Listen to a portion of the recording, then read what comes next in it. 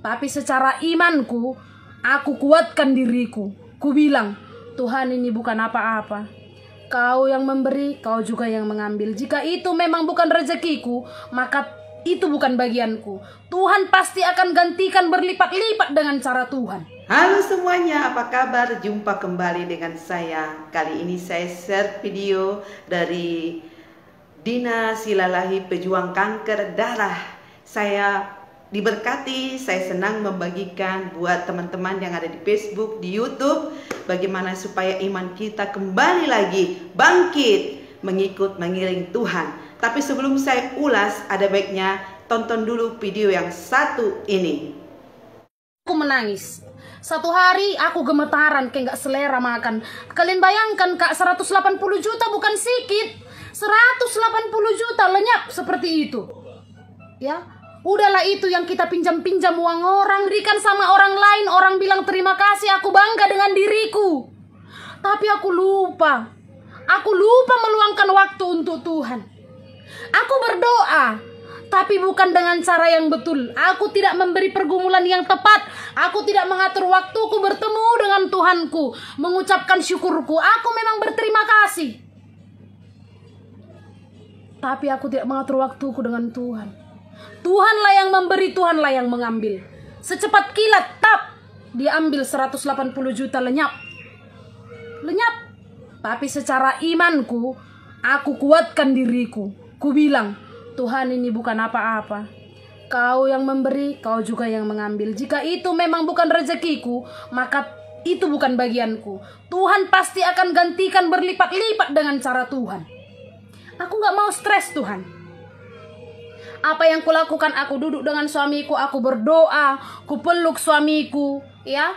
Ku telepon semua orang-orang yang pesan obat itu, ku bilang nanti ku ganti obatnya ya, yang gak bisa ku ganti obatnya, ku balikkan uangnya, ku pinjami uang, ya. Apakah aku harus lari dari masalahku? Tidak. Jadi kalau kau sayang-sayangku, saudara-saudaraku, edak-edakku, semua itokku, kalau kau kehilangan harta di dunia ini, jangan kau menangis. Jangan kau stres. Jangan kau stres. Kau masih punya nyawa yang Tuhan berikan, kesempatan yang Tuhan berikan untuk kau bisa menyelesaikan masalahmu. Jangan biarkan masalah membunuhmu, tapi kau harus berpikir keluar dari masalahmu. Ya, jangan stres sayang. Kalau stres tegang urat-urat di sini nanti seturuk. Jadi jangan. Jadi kalau kalian tanya kenapa dalam seminggu ini aku nggak live, karena aku lagi sibuk mengganti semua barang-barang, membayar semua uang-uang yang hilang. Aku nggak mau lari dari tanggung jawab sayang. Karena apa? Ketika aku bertanggung jawab dengan yang terjadi, maka Tuhan akan menggantikan dia 100 kali lipat. Percaya atau tidak, lihat 3 bulan ke depan. Aku janji dan aku percaya dalam 3 bulan ke depan Tuhan akan kembalikan uangku. Kuimani itu. Kuimani. Jadi jangan mengeluh duluan. Jangan stres duluan. Jadi kalau kau punya utang saudara-saudara, kalau kau punya utang, jangan kau lari dari utangmu.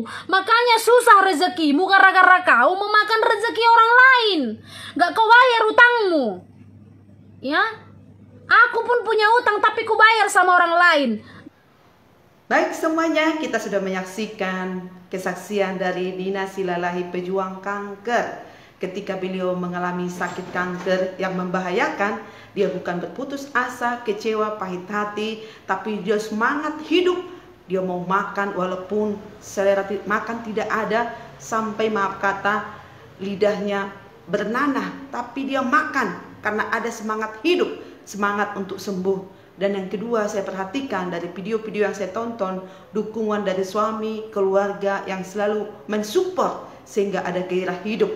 Nah, apa yang dialami ketika sudah sembuh dari sakit kanker darah, yang saya perhatikan adalah bahwa Kak Dina Silalahi ini tidak pernah melupakan kebaikan Tuhan dengan menjadi berkat bagi banyak orang. Salah satunya yang saya suka tonton ketika ada seorang TKW marga Gultom ya, tidak bisa pulang ke kampung halaman oleh karena biaya yang tidak mencukupi. Tapi dengan laman Facebook Dina Silalahi bisa membantu sesama saudara-saudara yang membutuhkan dukungan sehingga bisa pulang ke kampung halaman. Bahkan juga orang-orang yang sakit kronis, sakit kanker yang tidak bisa operasi oleh karena biaya yang cukup besar. Nah, Kak Dina ini selalu membantu, bahkan terjun langsung memberikan support, penggalangan dana sehingga orang-orang yang sakit, khususnya sakit kanker, bisa dioperasi dan banyak yang sembuh. Artinya yang saya mau katakan, ketika sudah ditolong Tuhan, disembuhkan Tuhan, Kak Dina Silalahi ini tidak mau melupakan kebaikan Tuhan. Akhirnya dia berbagi kasih, jadi berkat bagi banyak orang. Dan itu memang firman Tuhan, ya. Kita tidak boleh melupakan kebaikan Tuhan. Ketika kita mengalami perbuatan Tuhan dalam kehidupan kita, kita harus bersyukur dan menjadi berkat bagi banyak orang.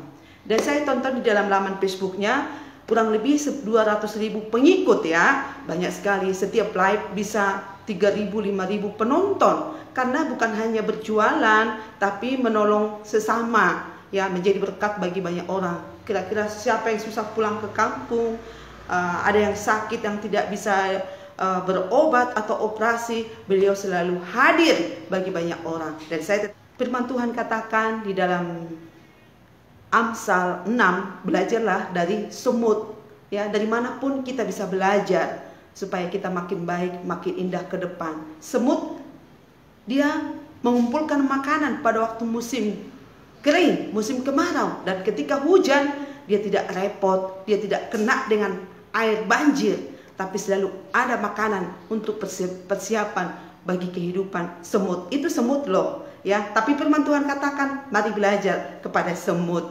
Artinya saya mau mengatakan bahwa Kak Dina Silalahi ini inspirasi yang positif yang membangun iman kepercayaan kita. Itu yang mau saya sampaikan buat teman-teman Facebook maupun di YouTube. Mana yang positif kita ambil, kita petik dan kita lakukan supaya iman kita makin bertumbuh, makin berbuah di dalam mengiring mengasihi Tuhan. Oke? Nah, setelah sembuh, beliau ini juga punya usaha, ya. Di dalam laman Facebook jualan barang-barang, obat-obatan, bahkan tas, baju, segala macam. Demikian juga yang saya perhatikan dalam kesaksian ini, beliau menyampaikan bahwa barangnya ada kurang lebih 180 juta ludes terbakar. Tapi yang saya lihat di sini, sekalipun dia mengalami kesulitan, dia disadarkan, diingatkan oleh Tuhan bahwa selama ini ternyata kehidupannya lebih fokus kepada bisnis, ya, dan cenderung melupakan Tuhan, ya. Biasanya waktu sakit baca firman Tuhan, suka berdoa, suka bernyanyi, tapi ketika ada bisnis, hati lebih fokus ke bisnis itu, sibuk. Nah, dengan ada persoalan, sebenarnya Tuhan itu mau mengingatkan supaya kita jangan melupakan Tuhan dalam keadaan apapun, dalam susah, apalagi dalam keberkatan. Jangan sampai kita lupakan Dia. Nah, dengan peristiwa ini Kak Dina diingatkan untuk tidak melupakan Tuhan. Dan yang kedua saya perhatikan support dari suami, ya. Bukan menyalahkan kamu sih, tidak, tapi mereka sama-sama saling berangkul, saling berdoa supaya Tuhanlah yang menolong, memberkati usaha mereka. Jadi yang saya perhatikan bahwa di saat ada masalah sebagai suami istri, mari saling menopang, saling mendukung, bukan menyalahkan, ya. Nah, karena firman Tuhan katakan bukan lagi dua, tetapi satu. Apa yang persatukan Tuhan tidak boleh diceraikan manusia, kecuali maut. Jadi ketika kita menikah, berarti kita ini bukan dua, tapi satu tubuh, ya, karena sudah dipersatukan Tuhan. Artinya ketika ada masalah, persoalan, pergumulan di tengah-tengah keluargamu, ya, jangan saling menyalahkan. Kita bukan lagi dua, tapi satu. Artinya masalah dia, masalah suami, masalah istri, masalah sama-sama. Mari kita pecahkan masalah itu sama-sama. Karena apa? Di dalam kesatuan, ya, terjadilah kuasa mujizat Tuhan. Dalam Pengkhotbah 4 ayat 9 dikatakan berdua lebih baik daripada seorang diri. Memang kalau pelajaran anak-anak sekolah, ya kan, kerjasama lebih cepat selesai dibanding dengan seorang diri, ya kan. Terus menjalin silaturahmi kekeluargaan. Nah, ketika suami istri kompak, maka kasih itu makin dipupuk, makin erat satu dengan yang lain. Bukankah demikian, teman-teman? Yang selanjutnya saya dapat diingatkan, ketika beliau makin sukses ya, berkat jasmani, usahanya makin berhasil, makin dikenal publik ya, makin banyak endorse juga yang masuk. Nah, beliau berkata, saya melupakan Tuhan. Kalau saya waktu sakit, saya selalu berdoa bersama suami, selalu baca Alkitab. Tapi ketika sudah sukses, hanya berdoa sekejap aja, mau tidur aja lipat tangan, Tuhan aku mau tidur, berkatilah.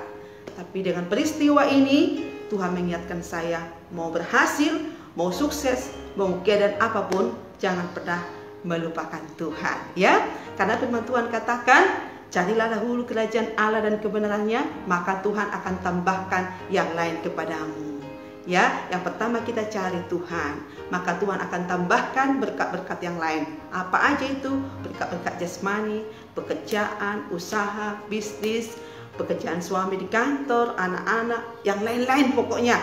Intinya kita cari Tuhan, sumber berkat. Karena apapun yang terjadi, yang terutama di dalam hidup kita adalah mencari Tuhan, meninggikan Dia, karena sumber segala sesuatu adalah Allah, pencipta dunia beserta segala isinya. Kira-kira seperti itu ya teman-teman, inspirasi yang membangun kita sebagai ibu-ibu, bapak-bapak, siapapun ya. Kita petik hal yang positif dari seseorang, kita bangun di dalam diri kita supaya kita makin bertumbuh, mengiring mengasihi Tuhan. Terima kasih, Tuhan memberkati kita semua. Dadah.